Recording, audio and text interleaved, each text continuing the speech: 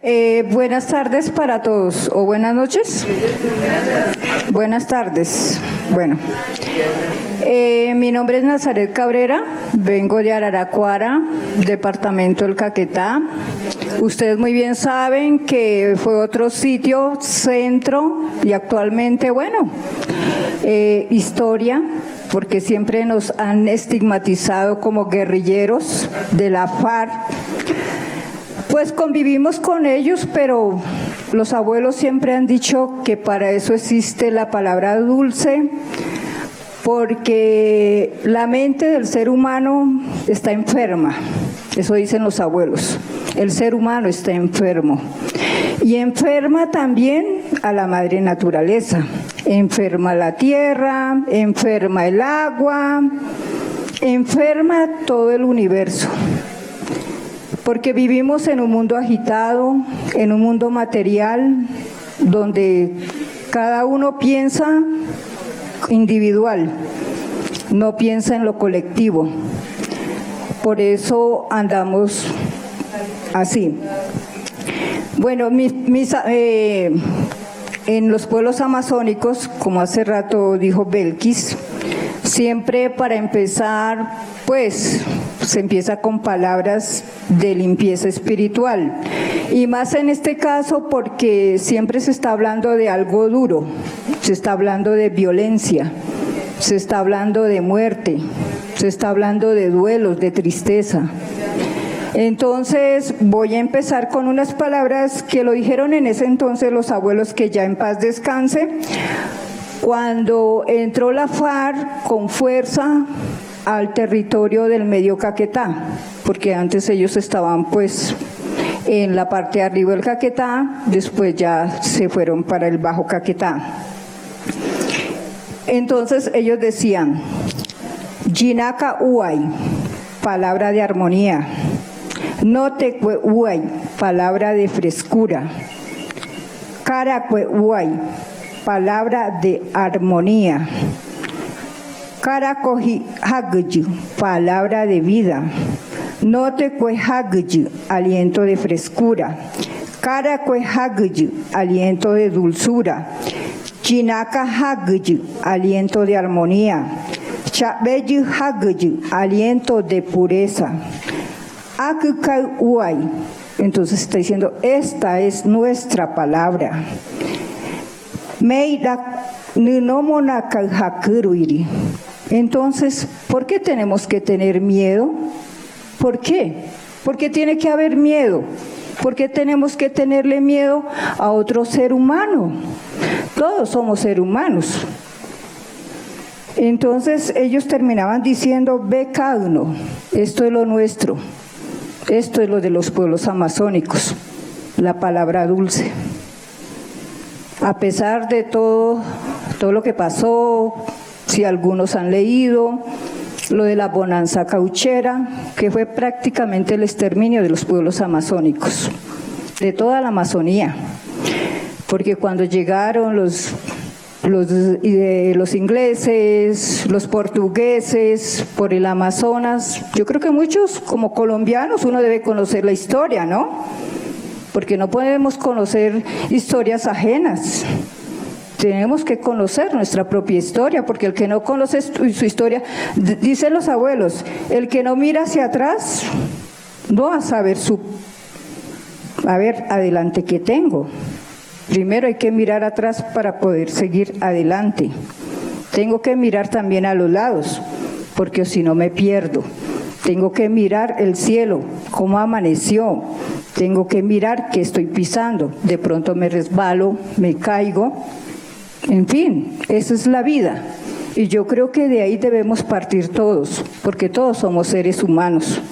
A pesar de mucho que pasó con la cauchería, mis abuelos, mi abuela prácticamente fue una niña que quedó de 9 años después de que violaron, mataron y se las llevaron para el Perú, a todos los huitotos.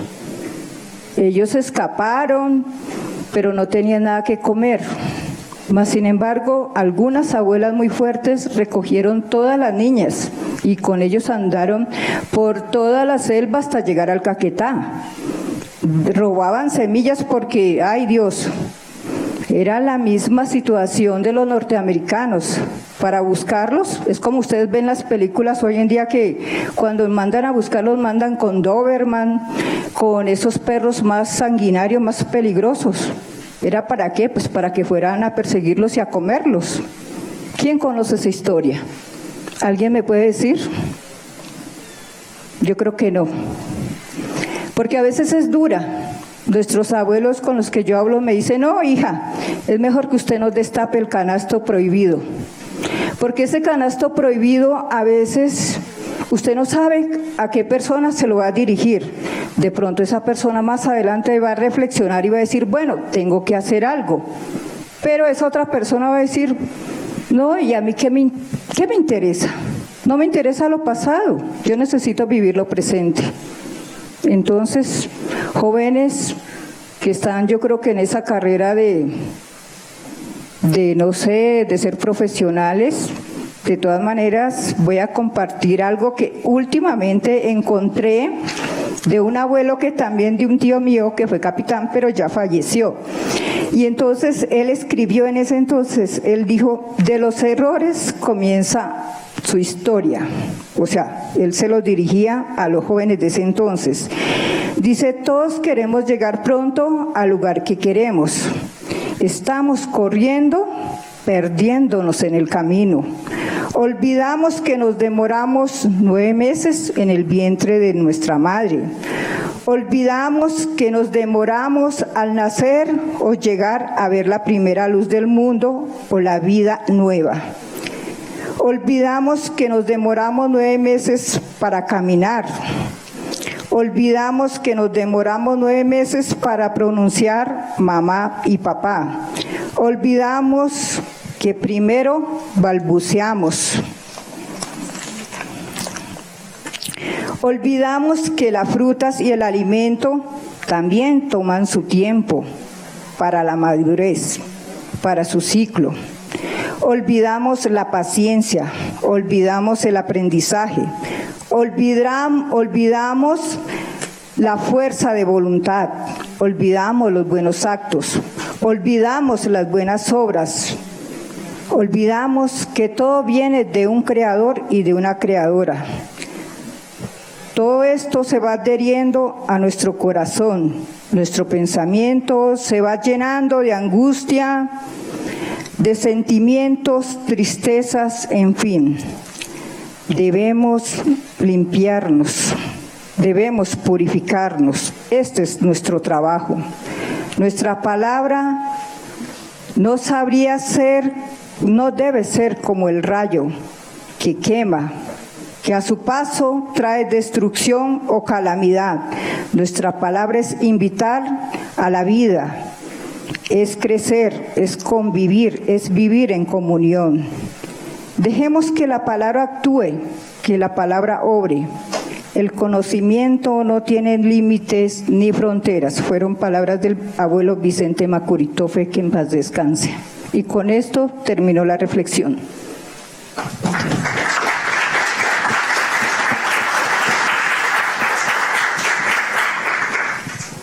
Bueno, buenas tardes para todos y para todas.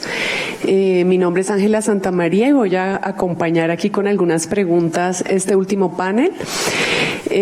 Lo primero, pues, que quería como poner en la reflexión es esto, ¿no? Que siempre la voz de las mujeres indígenas la dejan de último, ¿no?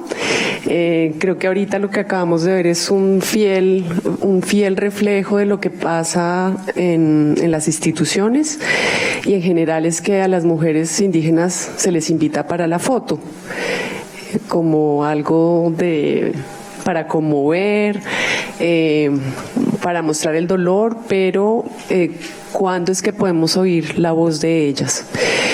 Entonces, en este sentido, quisiera arrancar por presentarles a nuestras invitadas y no demorarme hablando yo un montón de tiempo, porque la idea es que ellas nos puedan contar su experiencia.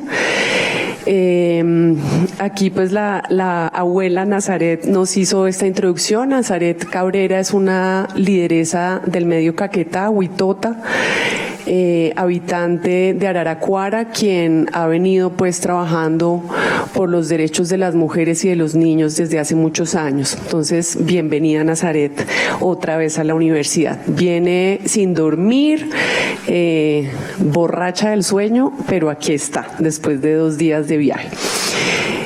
Tenemos también a Clemencia Herrera, huitota también, de Chorrera, del Epicentro, para los que de pronto no tuvimos la oportunidad de estudiar esta historia que también es nuestra y que nos estamos enterando hoy. Lo digo pues porque yo realmente no tuve esa oportunidad en el colegio ni en la universidad, sino fue conociéndolas a ellas que descubrí todas estos dolores.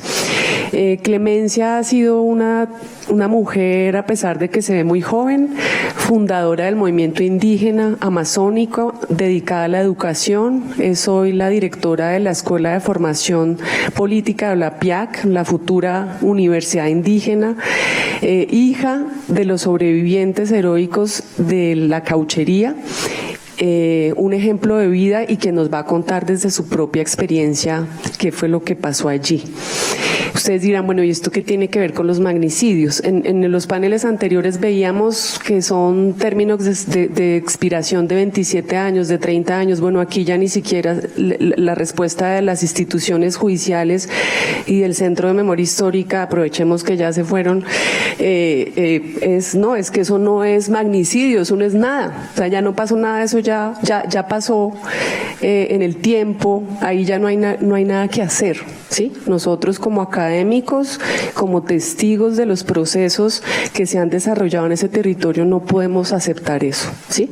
Entonces hoy queremos hacerle un homenaje a todas esas mujeres que ni siquiera aparecen nombradas, no sabemos cómo se llamaban, han sido totalmente negadas, silenciadas por la historia institucional del país, pero también por la misma historia indígena, ¿sí?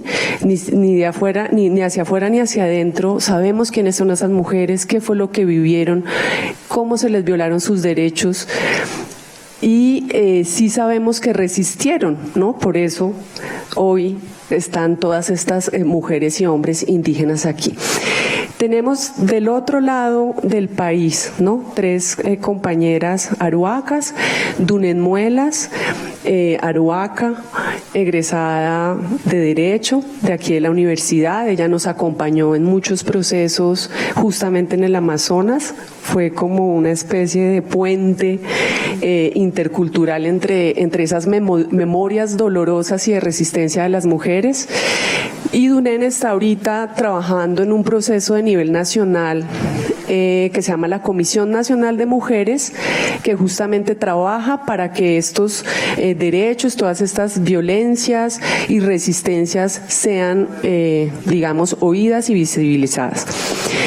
Tenemos además a las 2 mujeres que yo quería oír en el panel anterior, ¿no? Más que los abogados, que los acompañantes, ellas son las esposas de las personas que murieron, ¿sí? La señora María Concepción y la señora Dilia, muy bienvenidas aquí a la Universidad del Rosario, muy contentas de que estén aquí, de que podamos oír sus voces, su experiencia, porque siempre pues hay un montón de gente hablando, ¿no? El abogado, el acompañante del abogado, el no sé qué, pero nunca podemos oír a las mujeres. Y tenemos a Mercedes también, que es una de las hijas, también es una voz inédita, única. Entonces, Mercedes, muchas gracias también por estar aquí.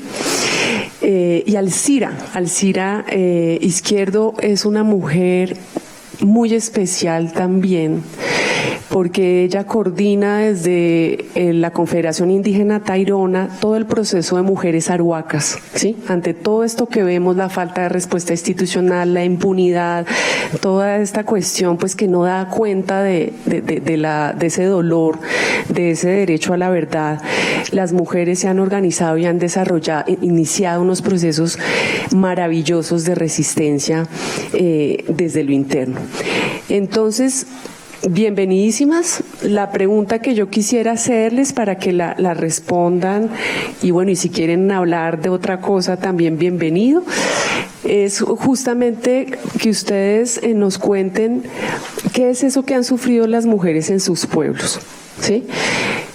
Porque aparecen, de verdad, uno consulta los libros de historia, los expedientes, y siempre aparece la viuda de, la hija de, la concubina del capitán, no, es como si ni siquiera tuvieran identidad, ¿no?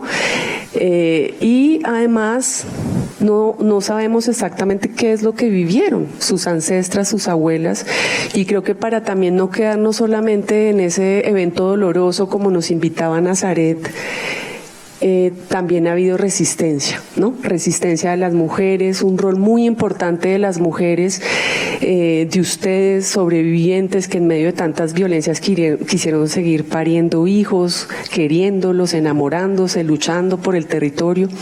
Entonces creo que todo este auditorio está expectante para oírlas. Entonces muy bienvenidas, no sé cómo quieran empezar, si de aquí para allá, sí.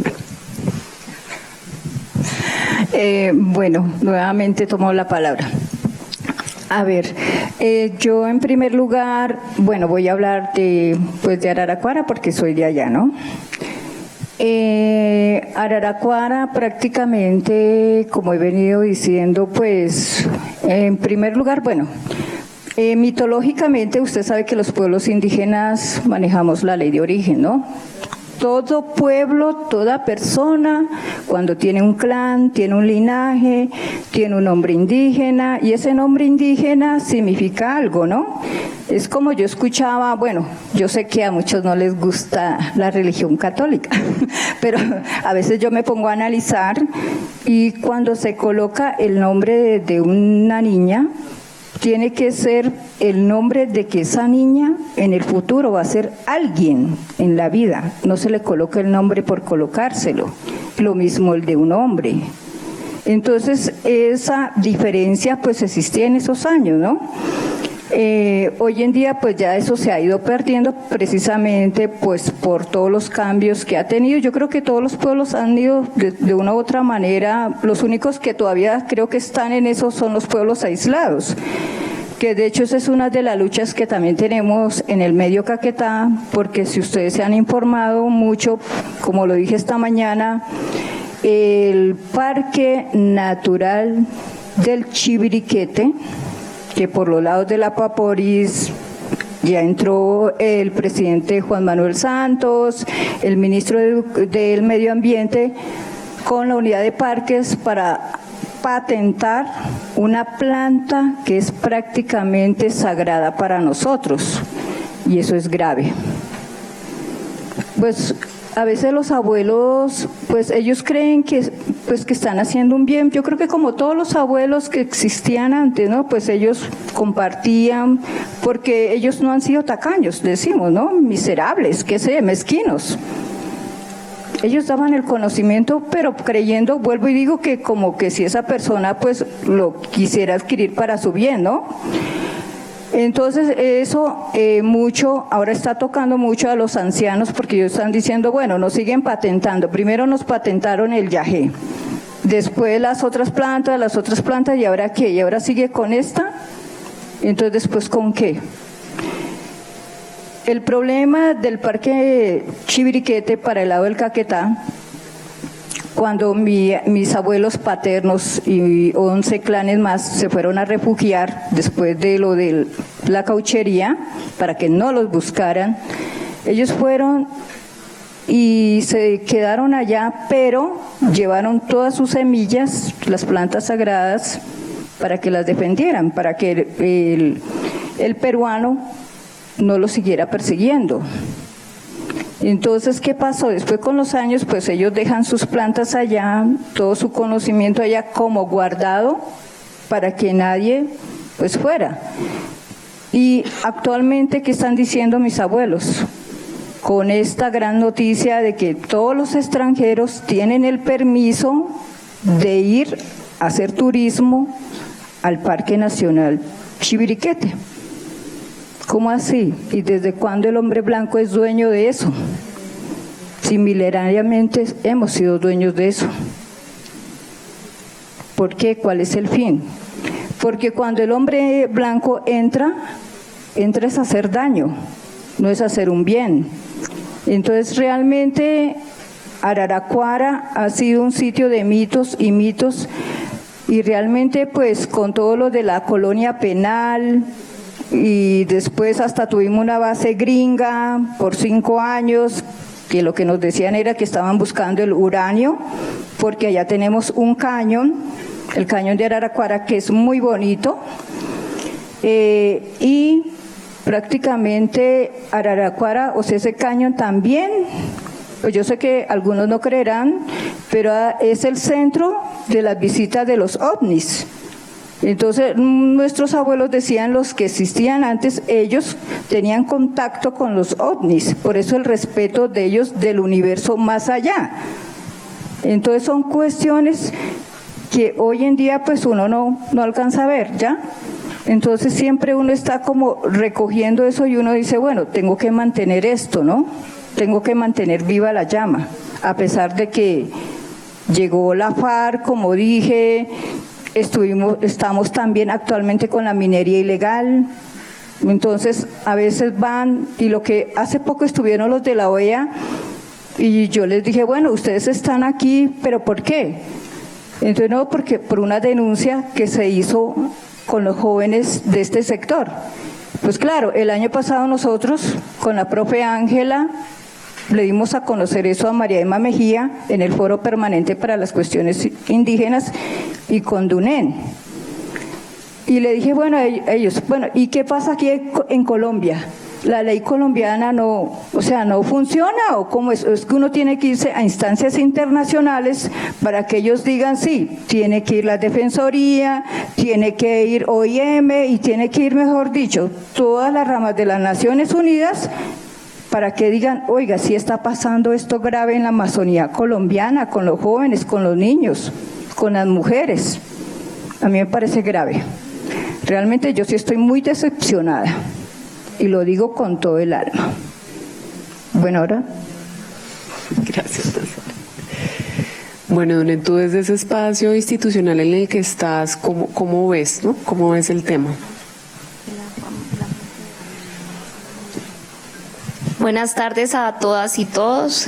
Como ya lo mencionó la profesora, mi nombre es Dunen Muelas. Me formé aquí en la universidad. Y me siento alrededor de maestras, porque cada una de las que se encuentra aquí a mi lado las he conocido ya de un largo tiempo y quiero aprovechar este espacio para agradecerles. Desde el espacio en el que estoy, yo solo quiero decir que hay que aprender a escuchar, a las abuelas, y entonces solo así el trabajo que se hace en la Comisión Nacional de Mujeres Indígenas, que es un trabajo técnico, creo que tiene todo el sentido porque sirve a nuestro fundamento, a nuestra identidad, y en ese pequeño preámbulo yo quiero escuchar a las DACU que criaron a sus hijos solas y nadie las miró, nadie nunca se preguntó cómo las podía ayudar, y este día es un homenaje a ellas. Entonces, abuela.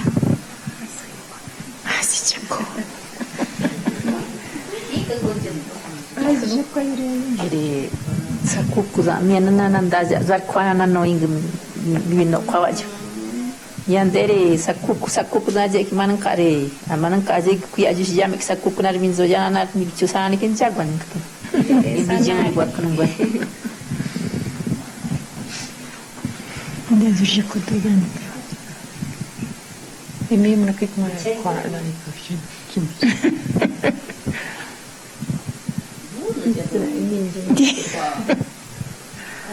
ay gwan sinam chena dozan nangaz jakona zane kimi mena kai komana kon jo azin jakoni ne kana zan gun kwana zani kami manjana gunti na kuma zan Azine kazijako ere gobernador zaminin na miagwa kandere manan kaje mezina me sakoko na no aje kera mi aje me zari zoja me bizangere sakoko na no izari zoja na no me zari kokwana nanande mamsi aje ke manan ka kinki kachu kinai pekne zoja porse ne zoja me zari kachu na jame zan terwari dojin ivar sakoko ni zari era zojo me zan kon nari guntere iwari mikizati kuma wabe gmi mezari najin no kwa kawer chaviri wari zangere imi manisi najingere no kwa zangon kawere azai bije kona sai kwaranke mokana zanai gina zanzan abi zango nai no kwere akinzan jana ngwacha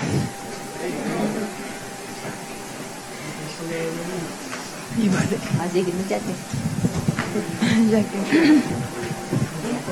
nande ikre mugare gwani konde dozano sinam jina ever nande nang Angel Maria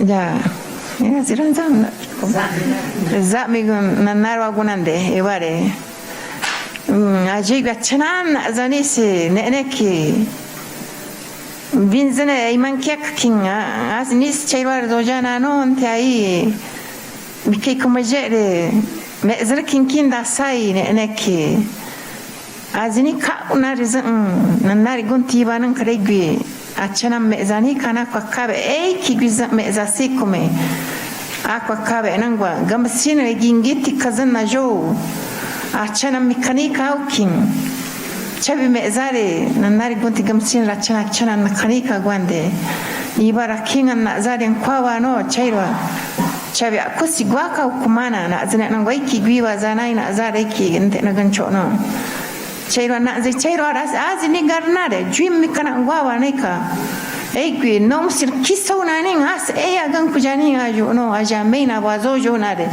eya gan kujani zan kazana yayi aju no janare artana zare jian kana gwawa na kinki megun nom sir kisana gunan jika pansir juri nan urak separir bar jika pun ne kan juna na de inguna ngam winto avere angwaka za ukumana dokavi zyaza ukumana na za chairwa na kazanna na kino ma bicha jaga nom sir ma mena wazo jona ni vya kujanke ta wazo jana me zan aya gan kujanin zan ajana na be ki ni kinkin ni achu nan na una na zan ajebi ni kazan ni na zan nan gwade ki gwiba zanai ta na zar zan da gan chor zai na kwani vere mane kar binzan kinde meyim mai kano ganani chori be ne ke mi zan hi gna kwa gme za sisan zan yi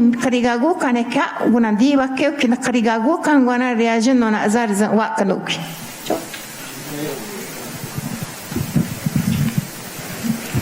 Bueno, voy a hacer buenas tardes.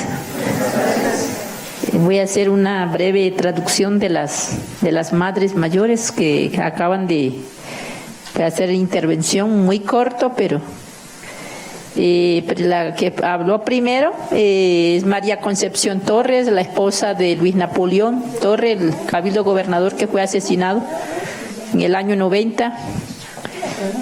Pues ella dice que ya está cansada de tanto hablar, de tanto pues también exigir y la han tenido de un lado a otro preguntándole qué fue del esposo, cómo lo mataron, qué quiere que hagamos.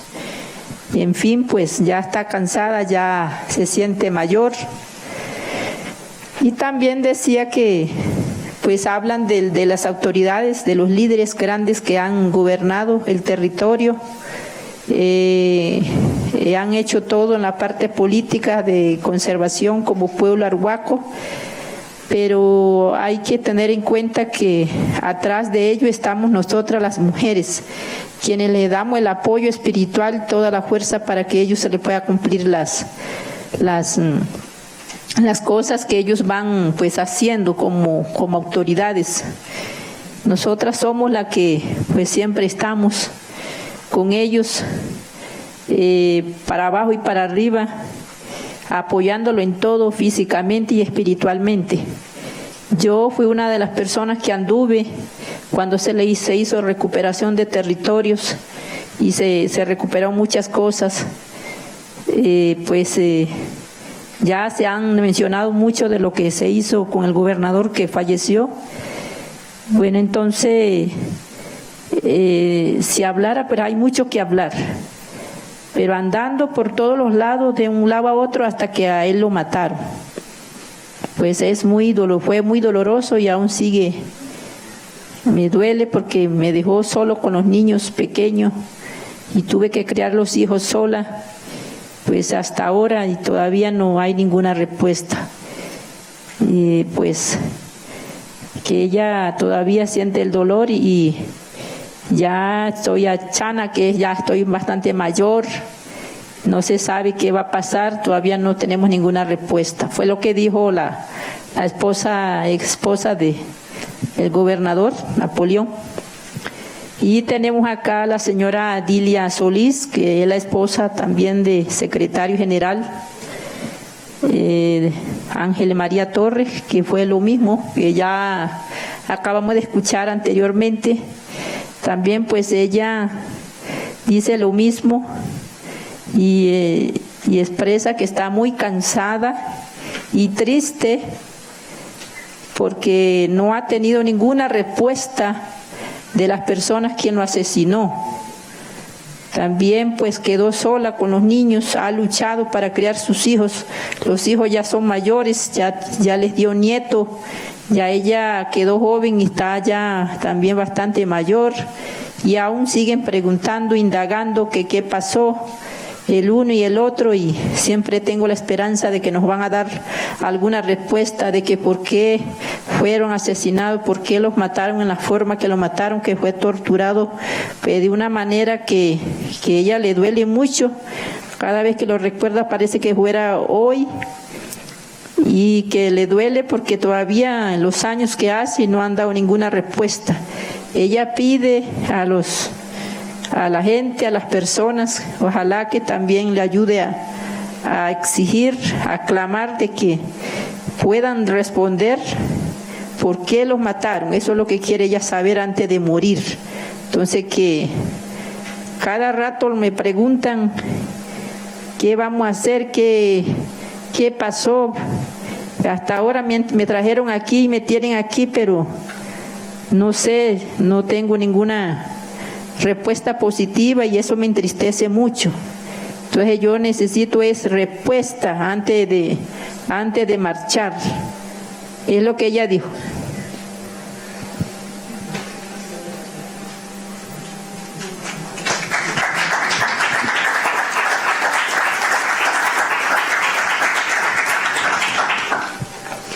Bueno, muchas gracias a las abuelas que están cansadas ya de tanto que se les pregunte, pero bueno, aquí yo creo que de verdad las querían oír. Antes de pronto de ir con el proceso de mujeres actual Aruaco, quisiéramos que Clemencia y Fanny contaran también lo que pasó allá, ¿no? En Casa Arana. Fanny siempre dice pues que es desesperante ese ejercicio, pues que ninguna entidad judicial ni ninguna institución jurídica en el mundo reconoce que se pueda hacer algo frente al caso de Casa Arana. Y si eso es así, frente al caso en su totalidad, pues imagínense para el caso de las mujeres, ¿no? Las mujeres amazónicas, que fue lo que ellas vivieron allá. Fanny lleva varios años investigando sobre el tema. Entonces, Fanny y Clemencia, les queríamos pedir ese favor.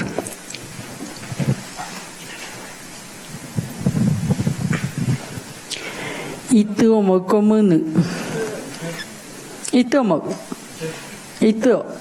uno nomás dijo ahí, Ituco. Cuando se dice Ituco es que estoy solo, estoy aquí.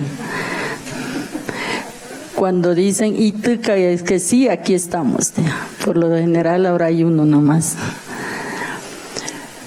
Bueno, yo soy de La Chorrera, del pueblo Huitoto, hoy llamado Muruymuina, a través de las investigaciones y diálogos que hacen nuestros sabios, nuestros abuelos, nuestras abuelas. ¿Por qué nos llamamos Muruymuina hoy en día? Es porque dicen nuestros abuelos que en la historia de las canciones, de los mitos, todo lo que nos identifica en nuestra historia, en nuestra ley de origen, en ninguna parte aparece la palabra Huitoto. En las canciones, en las narraciones, no aparece. Y entonces por eso se da paso a que hoy en día el pueblo nos llamemos Muruymuina. Pero la nueva generación tenemos esa tendencia de ir investigando también muy bien para autodeterminarnos en definitiva por qué nos llamamos así. Bueno, yo quisiera, gracias creo que a mis bisabuelos, hoy en día estoy viva, estoy aquí contando la historia de quién soy yo, porque mis abuelos, tuve la fortuna de crecer con mis abuelos, escuchando la historia que pasó en nuestro territorio. La Chorrera fue el epicentro más grande de lo hoy que lo llaman de la masacre. Eso pasó hace siglos. Pero creo que vale la pena hoy en día a todos ustedes, a los académicos, a los estudiantes, es bueno conocer la historia de nuestro país primero que todo. La docencia enseña lo que fue Cristóbal Colón, que también fuimos atropellados por ellos. Pero no cuentan, nuestras mentes están vacías en la cultura general de nuestro país. Por eso a muchos nos falta como ese sentido de pertenencia de lo que somos y de lo que ha pasado en nuestro país.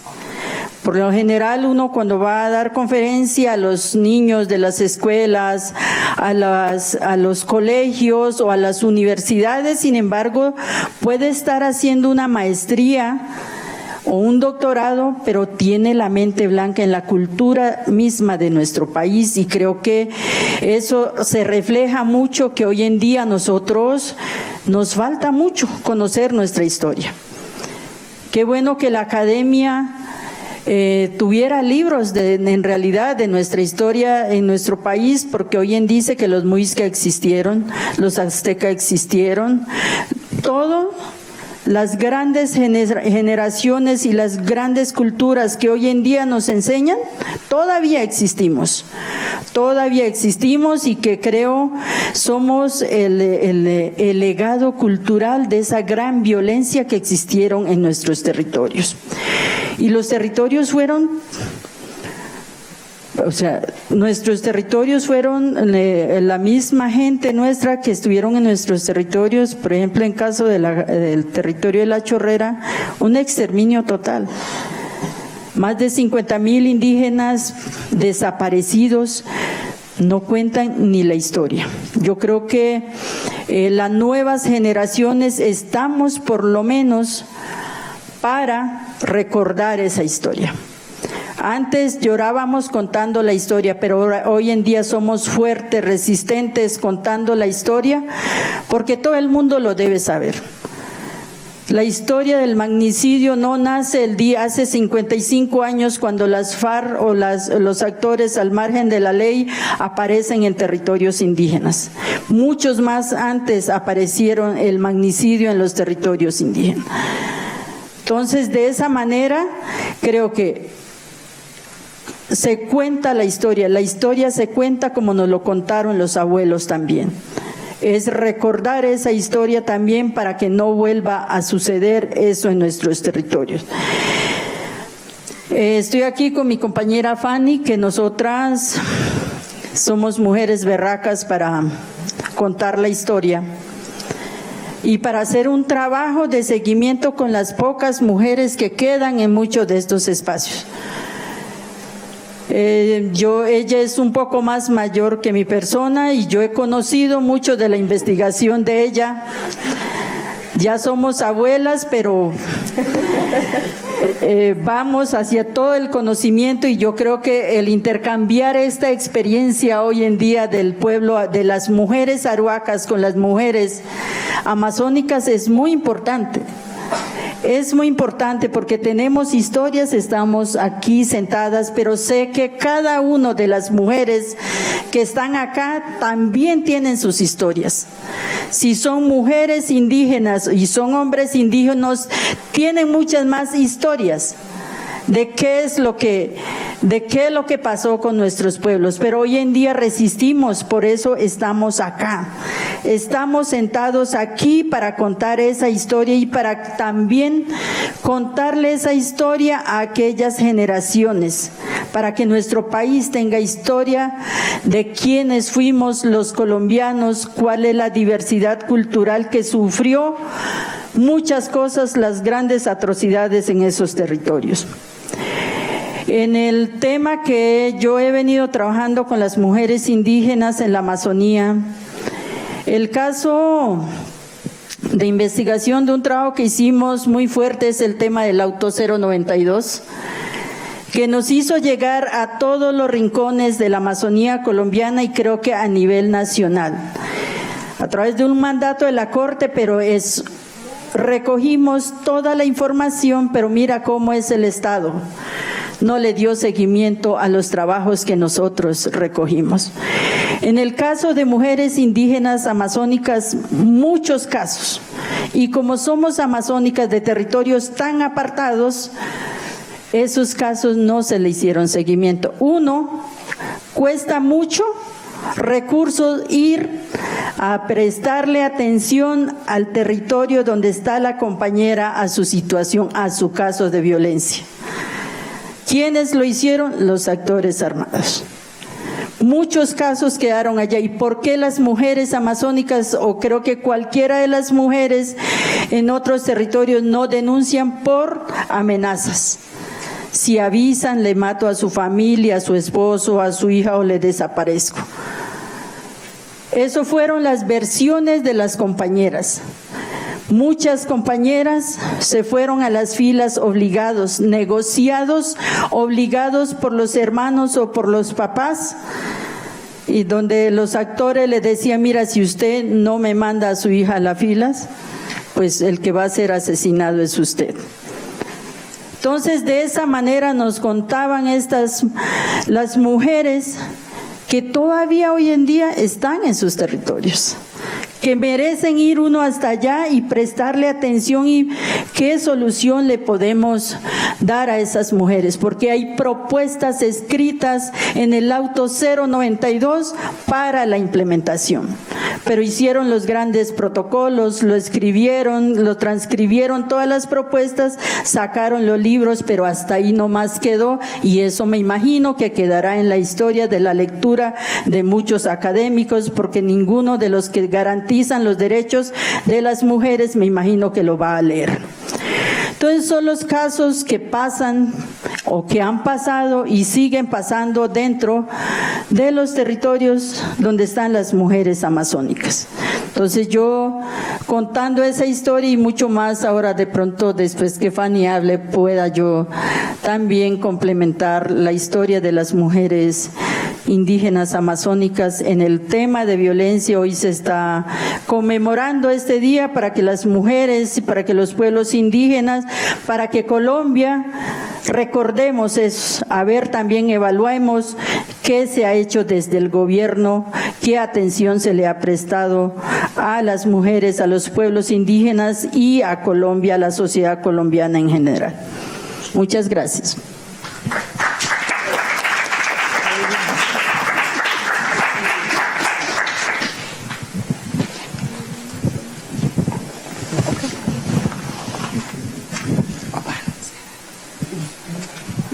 ¿Sigo yo? Bueno, buenas tardes. Bueno, a mí me invitaron a hablar de las mujeres de la casta arana, ¿no? De las caucherías. bueno, como dijo Clemencia, la más jovencita, nosotras somos descendientes de las víctimas de la cauchería. Pero como dice mi papá, el maloquero Egaño Atiray, mi nombre es Hitoma Monayan, o sea, sol del amanecer. Vengo del linaje de cacique y a nosotras nos colocan nombres tradicionales. Como yo, las mujeres en el pasado solo tenían un nombre. O sea, no era María Pérez, sino Sol del Amanecer. Bueno, cualquier otra cosa, pero solo era un nombre. Así nos llamaban en nuestra cultura. Entonces, como decía mi papá, hay que ir al origen para hablar del tema de mujer. Desde la narrativa de origen, la mujer es la madre. Por eso, a los abuelos, los tíos, a las niñas, a las mujeres le dicen ey. Ey quiere decir ma y eño quiere decir mamá. Entonces los abuelos le dicen ey, eño, ¿sí? A las niñas, a las jovencitas, las llama como madre. Y la mujer es la tierra, pero no es porque sea la madre tierra, así como así, sino porque es la que recibe la semilla de vida y le da vida a esa semilla. Además, es la madre que recibe todo, ¿no? En la tierra usted tiene árboles, piedras, peces, animales, bueno, todo lo que llaman la biodiversidad. Ella lo recibe sin distingo, pues, de que son animales o humanos. Bueno, para ella todo esto, todos son los hijos de la tierra. Y la mujer antes de la cauchería era la que tenía el poder de decisión. Era el poder en la sombra. ¿Por qué? Porque la mujer era la que daba consejo, era la consejera. ¿Qué hacía el hombre? El hombre, cuando iba a los espacios públicos como de mambeadero o sitios de reunión, lo que hacía era, pues, sacar a la luz pública ya lo que se había dialogado con la mujer o con las mujeres. Y esta era una tarea muy común en las esposas de los caciques, de los jefes de clanes, o sea, de la autoridad. Y ese era el rol de la mujer antes de que llegara las misiones y los buscadores de fortuna como los caucheros.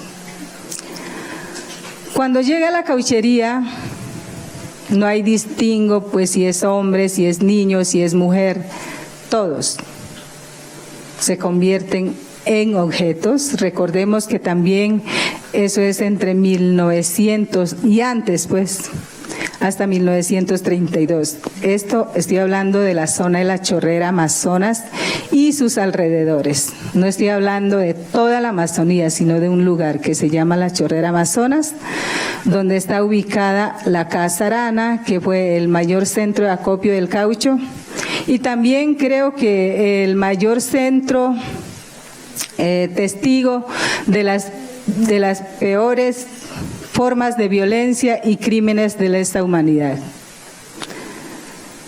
En este sector, realmente, durante 32 años casi, los indígenas Huitoto, Ocaina, Muinane, Bora, Andoque y otros pueblos fueron maltratados, esclavizados, fueron víctimas de las peores formas de violencia.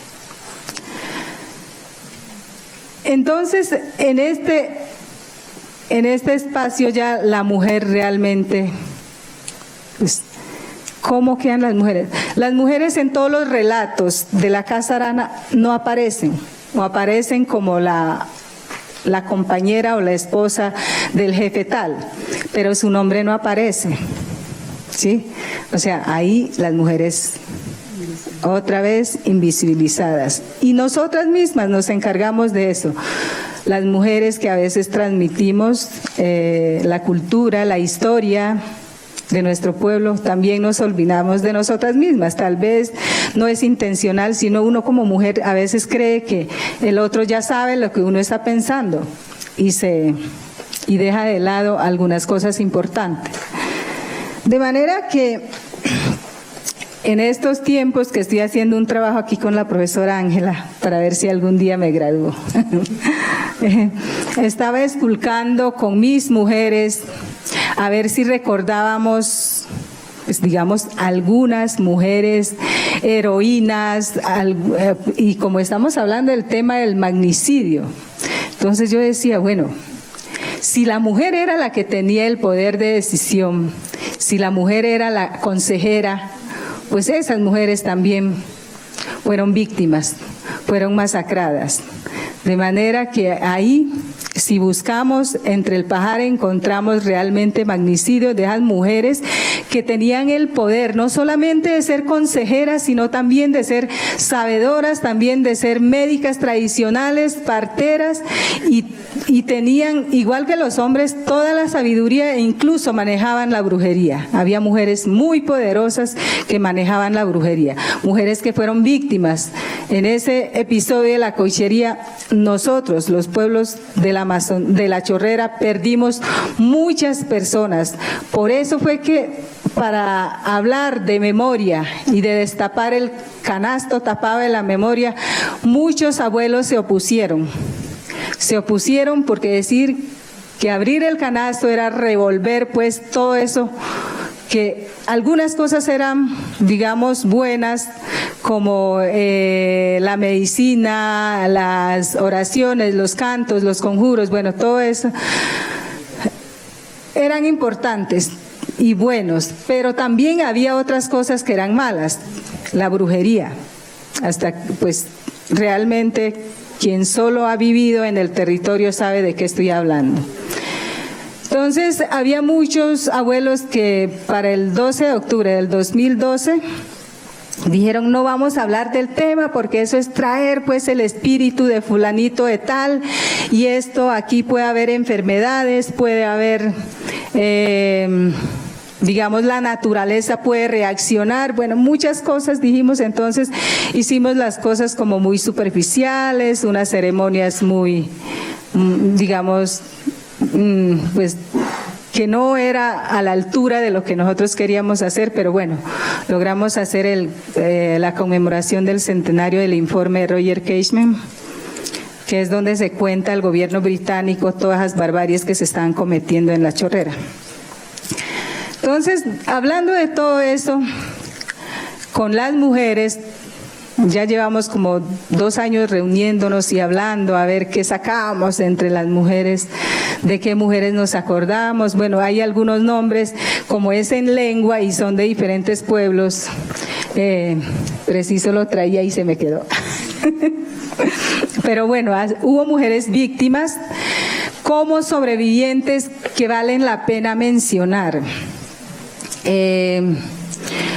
Yo sí quisiera hablar de 2 mujeres sobrevivientes que vivieron en vivo y en directo todas las barbaries de la cauchería. Una de ellas se llama, espere, ya lo busco por acá.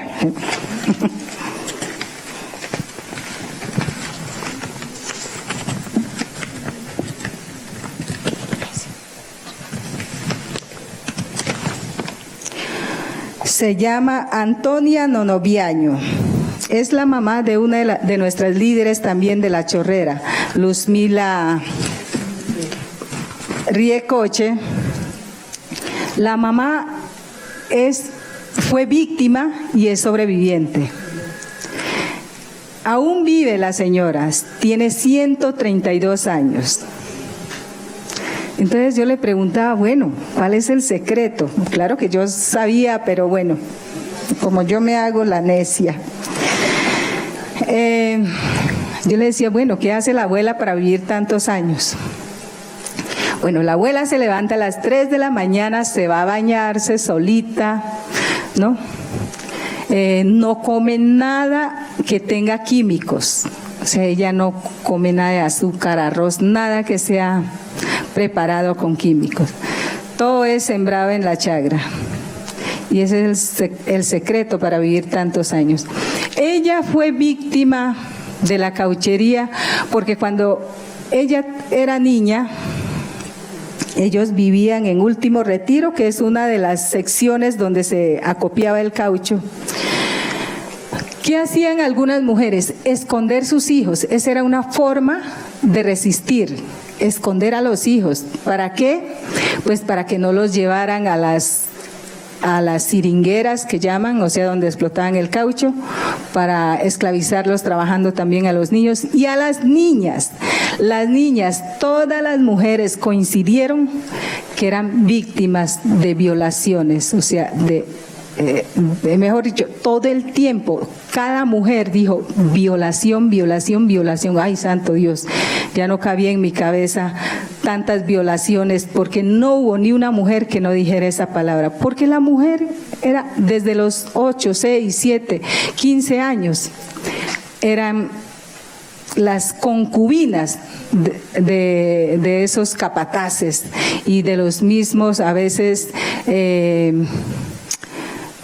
muchachos o boys o muyag que llamamos nosotros. Muyag son empleados de la Casa Arana o los mandaderos de la Casa Arana o los muchachos que cazaban a nuestra propia gente, pues por orden de los capataces de la Casa Arana para matar a nuestra propia gente. Entonces, por ejemplo, cuando una niña no le hacía caso, dicen ellos, no le paraban bolas, no se dejaba enamorar de un muyag, la vendían a los capataces. De donde estaban escondidas, la sacaban y se lo entregaban a los capataces y obviamente era objeto sexual todo el tiempo, abuso sexual. Y yo le preguntaba a las compañeras, bueno, ¿qué decían las abuelas? Alguna se resistió. Decía, ¿cómo se va a resistir usted cuando viene 2, 3 hombres y la agarran por todas lados? ¿Cómo puede resistir? Pues era muy difícil resistir. Y si el papá o el tío, el hermano, la mamá se intervenía en, pues digamos, también era objeto de, no, ni siquiera lo violaban, lo mataban o la mataban a la mamá. Entonces no podían hacer nada, muchas veces no se podía hacer nada. Por eso muchas mujeres escondían a sus hijos. Y Antonia Nonoviaño fue una de las niñas que su mamá la escondía detrás de ese matafrío con la que nosotros hacemos el casabe, para que los caucheros no la vieran. Y para poder salir a orinar, o sea, ellas vivían dentro de la maloca, detrás de todos esos objetos para hacer casabe. No se dejaban ver, ellos hacían silencio. Dicen las abuelas que en ese entonces los niños sabían, eran obedientes, eran callados, que ahora ya ni hacen caso a nadie. Entonces Antonia se tapó la cabeza con algo y salió a orinar y un capataz la alcanzó a ver. La alcanzó a ver y la persiguió. La persiguió, que ella se tropezó con un palo, se cayó y se le metió un palo en el ojo derecho, creo, sangrando. Ella se tiró al piso y se quedó como muerta. Llegó el señor, la pateó, ella quieta, 12 añitos tenía, quieta, se dejó patear, se dejó hacer de todo y ella se hacía la muerta para que no la violaran. Duró casi medio día en ese estado. Dice ella, ya cuenta Luzmila, que las hormigas, las abejas, todas ya llegaron pues a lamer la sangre y a morderla a ella, pues cuando uno está mucho rato en el monte se le arriman todo tipo de bichos. Y ella se quedó quieta ahí. Y ya anocheciendo, pues ya se fueron, se cansaron y se fueron, y ella se levantó y se fue a la casa. Entonces ella es una de las víctimas directas de esas atrocidades de los capataces de la cauchería. Y hoy ella solita va, saca leña, sacando leña, una astilla se le clavó en el ojo que estaba bueno, o sea, quedó totalmente ciega la abuela y aún vive. Me dice la hija, vaya hasta allá, péguese un viaje hasta el Encanto, porque ella se fue de La Chorrera al Encanto, ahora vive allá. Vive con una hija muda que tiene 3 hijos, también fruto de violaciones. O sea, la historia siempre se repite y se repite. Entonces, la abuela vive todavía allá. La otra descendiente directa que vio cómo ocurrieron las cosas es Candelaria Ordóñez. Es una abuela que tiene 100 y pico de años también, que vive en La Chorrera, es abuela de los Fajardo. Ella es fruto de violación a una mujer indígena. Ella aún vive en La Chorrera. Pero hace poco la nieta pues trató de dialogar con ella, ya pues tiene como vacíos, ya no recuerda muchas cosas,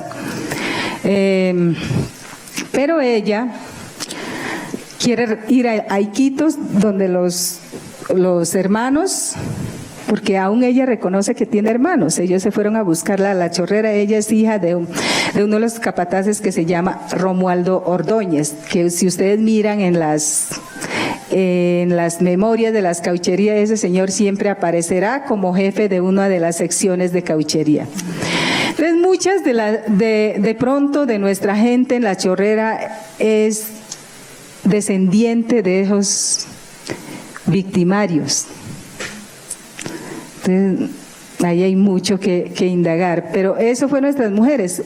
¿Y qué hacían las mujeres? Por un lado, la mujer, mientras el hombre, a veces un grupo de hombres iban a siringuear o a extraer el caucho, las mujeres se quedaban en la casa, obviamente violadas todo el tiempo, violadas. Cuenta Antonia Matías, que es una abuela de último retiro, que la mamá era empleada de uno de los capataces, ella le lavaba la ropa al capataz y a los soldados, porque siempre hablaban de soldados, creo que ya siempre hubo soldados peruanos cuidando esas caucherías y las plantaciones que se hacía allá. Que un día la mamá vio que muchos hombres entraban como a una casita, entraban y había una niña que violaban constantemente. Y ella se acercó y la niña lloraba y lloraba. Y le dijo, bueno, ¿qué pasó? No, que ella no podía orinar. ¿Y por qué no podía orinar? Porque se le tapó la vagina de pura materia, porque esos hombres tenían enfermedades venéreas. Por eso cuenta Antonia que la mamá le decía a las jóvenes y a todas, ustedes no se arrimen a los blancos, que ellos tienen enfermedades feas, tienen gonorrea. Entonces, imagínense lo que vivieron nuestras mujeres, no solamente violadas, sino también infectadas. Y eso fue la constante todo el tiempo. Y si no, por eso las mujeres, ¿en qué se escudaban algunas? En cargar a sus hijos en la espalda. Porque si llegaba un violador, el niño lloraba, gritaba y las otras compañeras se daban cuenta. Eran como estrategias de defensa. Y también trabajaban como esclavas.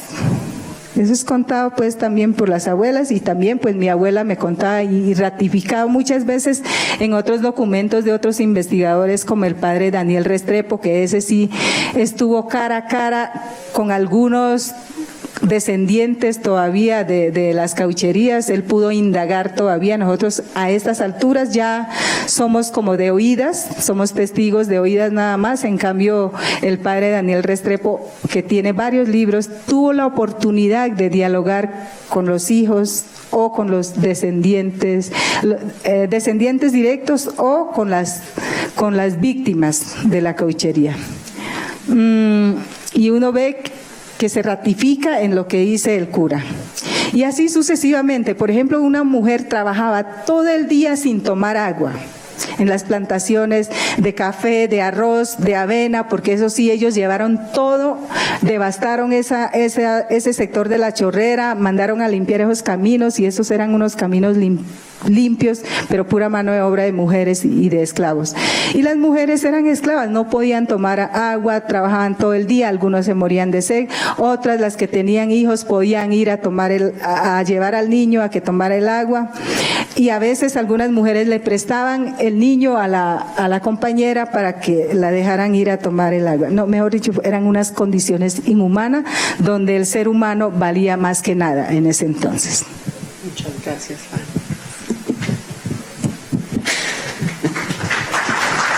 Señora Alcira.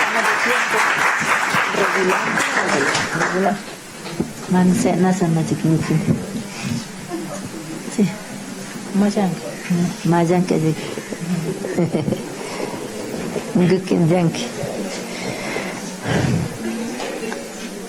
bueno, no sé cómo está el tiempo.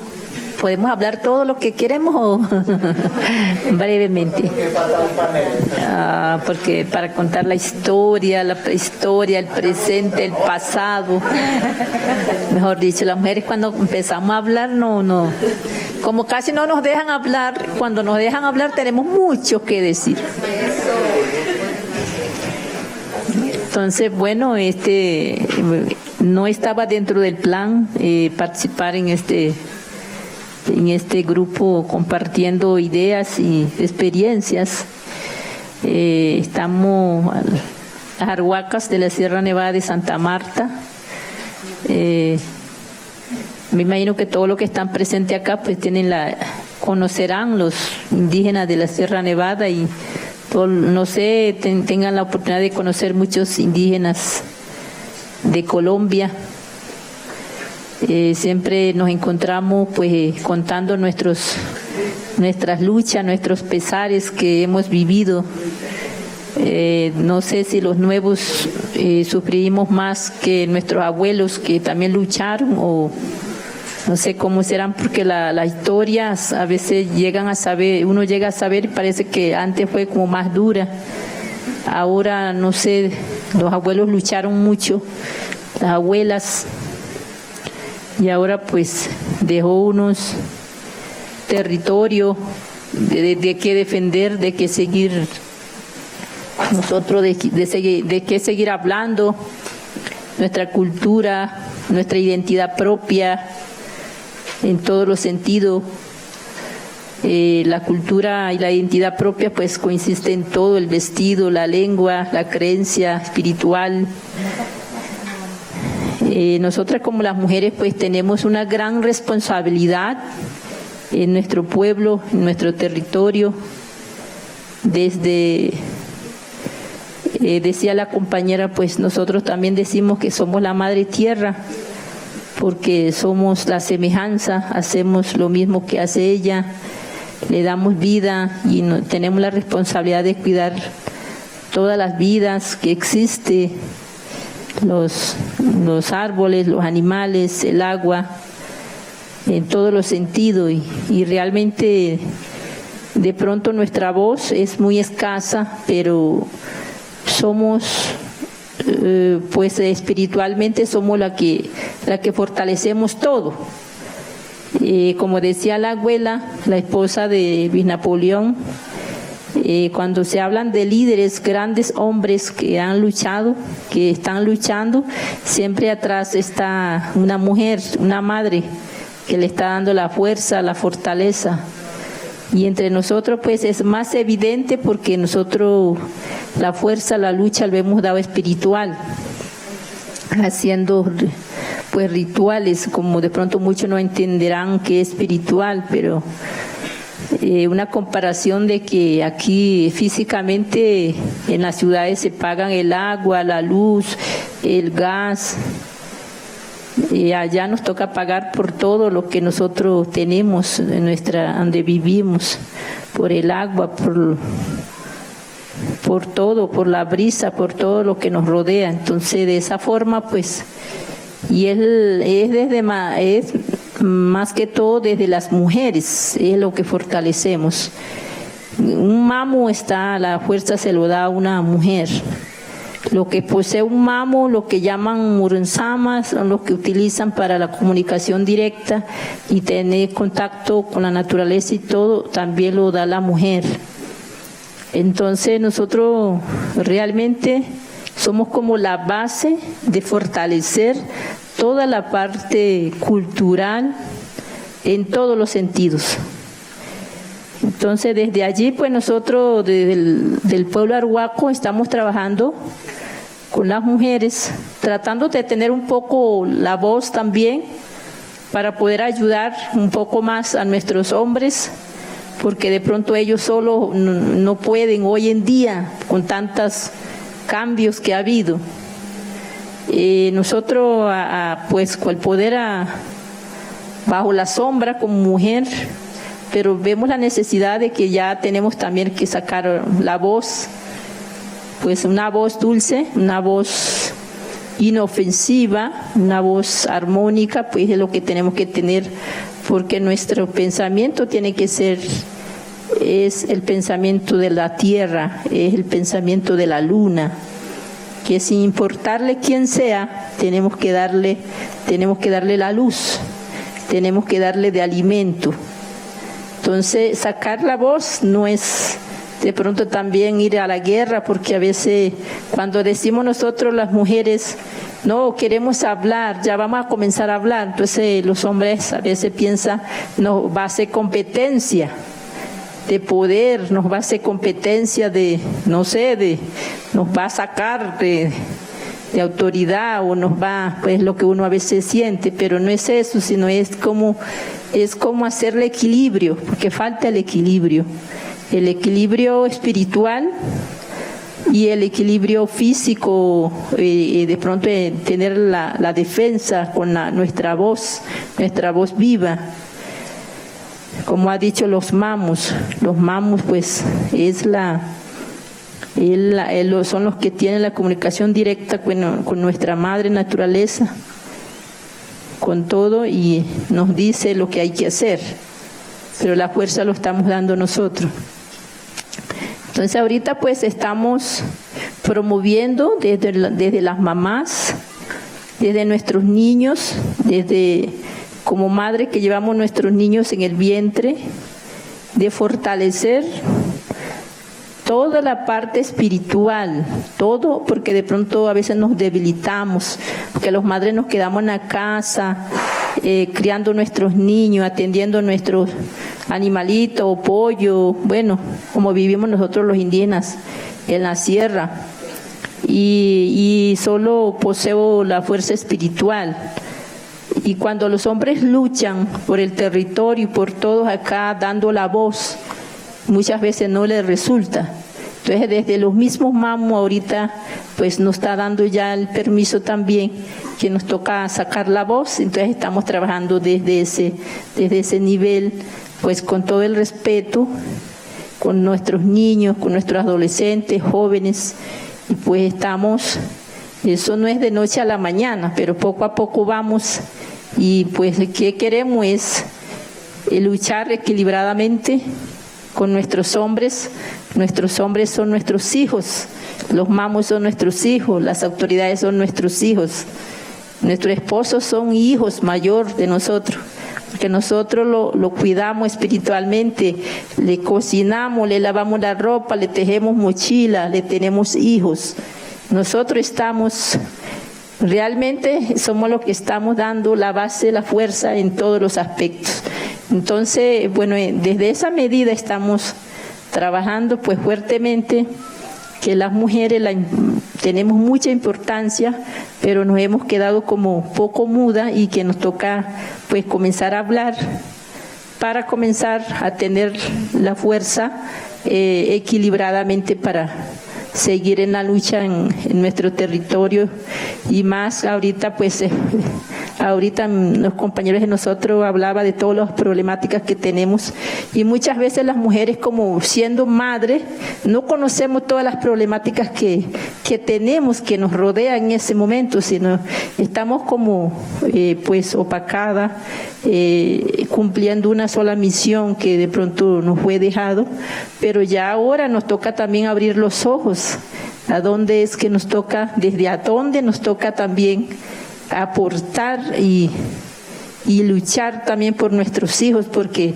realmente los que están luchando hoy en día, las autoridades, los mamos, son mayores, pero realmente el riesgo que le viene es a nuestros hijos y a nuestros nietos. Entonces ya a las mamás también nos toca como darnos un poquito de pellizcos para como comenzar también a mirar desde ese punto, desde ese punto amplio en todos los sentidos, espiritual, el liderazgo político y el liderazgo espiritual. Entonces, pues hemos comenzado con ese proceso. Muchas gracias.